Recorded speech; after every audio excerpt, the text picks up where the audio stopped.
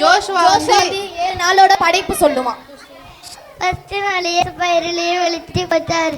Second நாள் வானமும் தண்ணியும் பட்டாரு. மூணாவது நாள்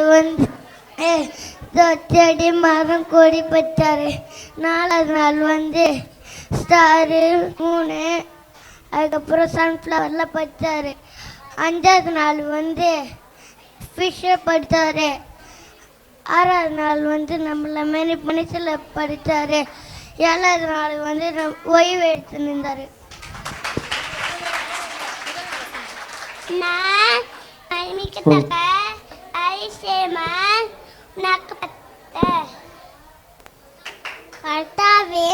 செல்லும் அடியேன் கேட்கிறேன். Very good. பசங்க என்கரேஜ் பண்ணுங்க, கை தட்டி. இடைவிடாமல் ஜெபம் பண்ணுவேன். 4ஆம் நாள் வசனம்.